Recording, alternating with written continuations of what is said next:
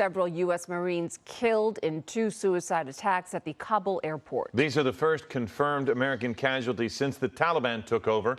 ABC News' Elizabeth Schulte is live in Washington, D.C. with the latest. Elizabeth? Well, Philip and Giovanna, this is just tragic news out of Afghanistan. The Pentagon now says that several U.S. service members were killed in these 2 bombings near the Kabul airport. Several Afghans are also dead. This was the nightmare scenario for the White House, as it had warned about growing security threats near the airport in the recent days. And now that nightmare is a reality. After 2 explosions outside the Kabul airport, the Pentagon confirms a number of U.S. service members were killed, and a number of others are being treated for wounds. Officials saying in a statement, a number of Afghans also fell victim to this heinous attack, adding our thoughts and prayers go out to the loved ones and teammates of all of those killed. A source telling ABC News one of the explosions was a suicide attack followed by gunfire outside of one of the gates of the airport. The other at or near the Baron Hotel near that same gate. The explosion comes after the U.S. Embassy in Kabul told Americans at the airport gates Wednesday night to leave immediately and to be aware of your surroundings at all times, especially in large crowds, because of fears of an ISIS-affiliated attack. Being part of these huge crowds that remain around the gates and entrances to the airport is dangerous. We're obviously concerned about our own people as well. The acting U.S. ambassador to Afghanistan telling GMA Americans will be evacuated on an individualized basis. Secretary of State Antony Blinken says as many as 1,500 American citizens could still be in Afghanistan and insists those who want to leave will be able to. There is no deadline on our work to help any remaining American citizens who decide they want to leave to do so, along with the many Afghans who have stood by us over these many years. But it's unclear how Americans or Afghan allies will be evacuated after U.S. forces leave August 31st. Thousands of Afghans who helped the U.S. and their families are now facing that grim reality that they'll be left behind. Now, guys, the U.S. Embassy in Kabul confirms that all of its diplomats are safe and accounted for. Day to day.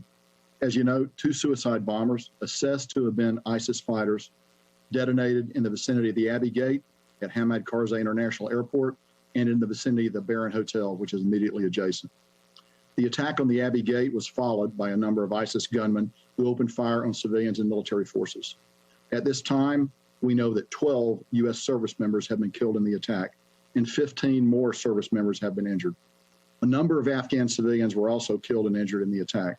We are treating some of them aboard AFGHANISTAN. Many other Afghan civilians have been taken out to hospitals in town. We're still working to calculate the total losses. We just don't know what that is right now. Their loss weighs heavily on us all, and I'll talk a little bit more about that as we go through my prepared remarks. We continue to focus on the protection of our forces and the evacuees as the evacuation continues. Let me be clear, while we're saddened by the loss of life, both U.S. and Afghan, we're continuing to execute the mission. Our mission is to evacuate U.S. citizens, third country nationals, special immigrant visa holders, U.S. Embassy staff, and Afghans at risk. Despite this attack, we are continuing the mission. The evacuation at best speed, and as of today, we have approximately 5,000 evacuees on the ramp at AFGHANISTAN awaiting airlift. Since August the 14th, we've evacuated more than 104,000 civilians from AFGHANISTAN, over 66,000 by the United States, and over 37,000 by our allies and partners. And that includes bringing out about 5,000 Americans. As the Secretary of State said yesterday, we believe that there are about 1,000, probably a little more than 1,000 American citizens left in Afghanistan at this point. We're doing everything we can in concert with our Department of State partners to reach out to them and to help them leave, if they want to leave. And remember, not everybody wants to leave.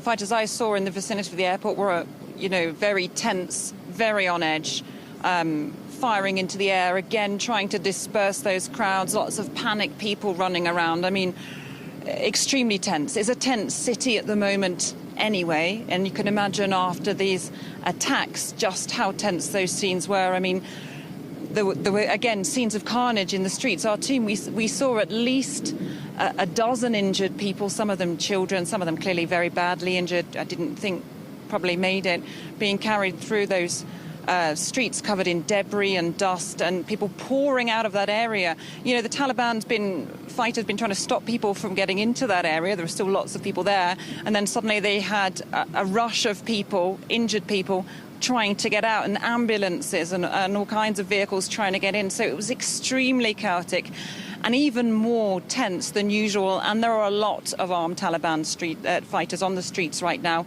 more than when we arrived some days ago. So it seems that, you know, their presence is building up, if we can use that anecdotal evidence to suggest that. They've got a very strong presence on the streets, heavily armed and very tense. We should just underline there's a lot of panic going around. There's a lot of unconfirmed reports. I mean, I'm hearing information that I am not giving to you, Francois, and our viewers, because we just haven't checked it out from other sources yet.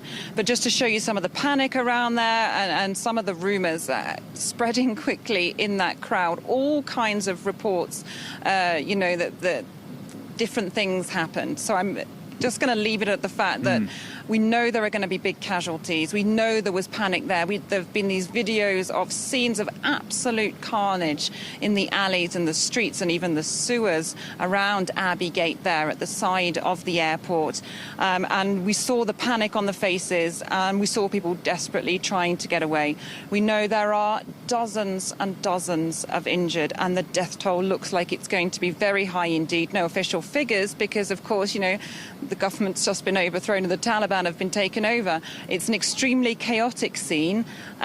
People are panicking. People are desperately trying to get information. A lot of people trying to get in contact with loved ones and people who may have been there. The telephone networks were down.